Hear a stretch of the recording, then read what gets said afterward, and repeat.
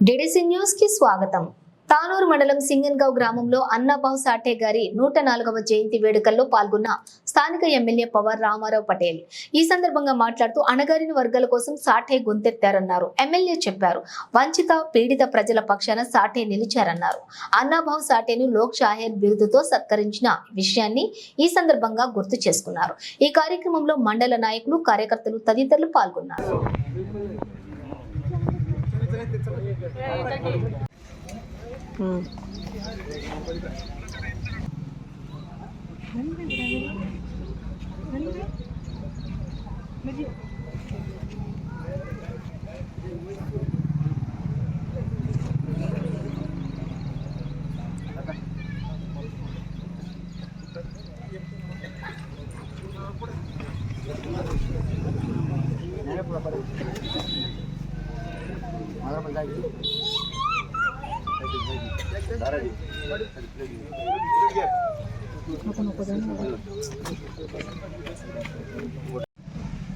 एका समाजाला न्याय व्हावा म्हणून त्यांनी जे चळवळ निर्मित केले ते तुम्हाला सगळ्याला माहित आहे.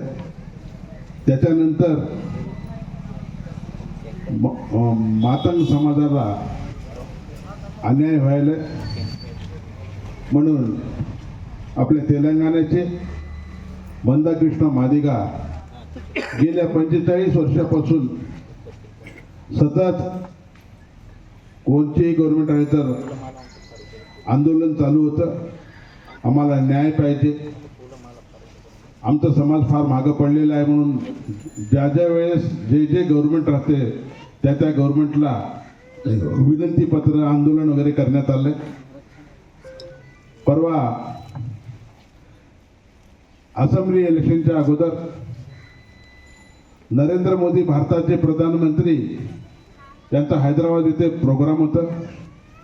त्या प्रोग्राम मध्ये वास्तव मंदाकृष्ण मादिगा स्टेजवर येऊन अश्रुनयन केले की माझ्या समाजाला अन्याय व्हायला, माझा समाज फार मागे पडलेला आहे. सतत 45 वर्षापासून मी चळवळ चालू करत आहे, सत्याग्रह करत आहे, पण कोणी दाद देत नाही. तुम्ही तरी आज देशाचे प्रधानमंत्री आहात, देशासाठी खूप चांगलं काम करायला म्हणून विनंती केल्यावर लगेचच प्रधानमंत्री नरेंद्र मोदीजींनी एक कमिटी स्थापन करून कमिटी जे न्याय देईल त्या न्यायाप्रमाणे आपण दोघंही मानून घेऊ म्हणल्यानंतर मंदाकृष्ण मादिगा त्यांना आलिंगन होऊन आजपर्यंत माझ्या समाजासाठी कोणी न्याय केलं नाही म्हणल्यानंतर पार्लमेंट इलेक्शन झाले. पार्लमेंट इलेक्शन नंतर लगे परवाच 15 दिवसाखाली सुप्रीम कोर्टाचं जजमेंट होतं. प्रत्येक समाजाला एससी जातीमध्ये असलेल्या प्रत्येक समाजाला न्याय व्हावा म्हणून वर्गीकरण करण्यात आलंय. तुम्हाला सगळ्यांना माहित आहे, हे मोठा श्रेय घेतलेला आज व्यक्ती भारताचा पंतप्रधान नरेंद्र मोदी म्हणून आपण गर्वाने सांगू शकतो. तेलंगणाची असेंब्ली चालू होती. असेंब्लीमध्ये आम्ही मुद्दा उचललो. आमचे प्रधानमंत्री नरेंद्र मोदींनी वर्गीकरण करतो म्हणले, तुम्ही बी या असेंब्लीमध्ये पास करा म्हणून आपल्या तेलंगणाच्या मुख्यमंत्री रेवंत रेड्डीला सांगितल्यानंतर त्यांनी सुद्धा मोठं मन करून नक्कीच जे प्रधानमंत्री आणि सुप्रीम कोर्टचे जे आदेश आहे त्या आदेशाप्रमाणे मी नक्कीच हे वर्गीकरण करीन म्हणून असेंब्लीच्या सभागृहामध्ये बिल पास करण्यात आलंय.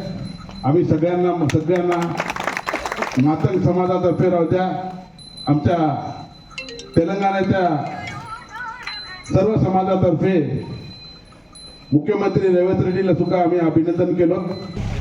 असेंब्लीमध्ये उभा राहून तुमचे जे प्रश्न आहेत ते मांडू म्हणून तो सगळ्यांना तुम्हाला सांगून आज जे साहित्य रत्न अण्णाभाऊ साठेचं जे स्वप्न होतं ते पूर्ण साकार झाल्याबद्दल अण्णाभाऊ साठेच्या जयंतीला सगळे हजर राहिल्याबद्दल सगळ्यांना माझ्यातर्फे नमस्कार सांगून माझे 2 शब्द समाप्त करतो.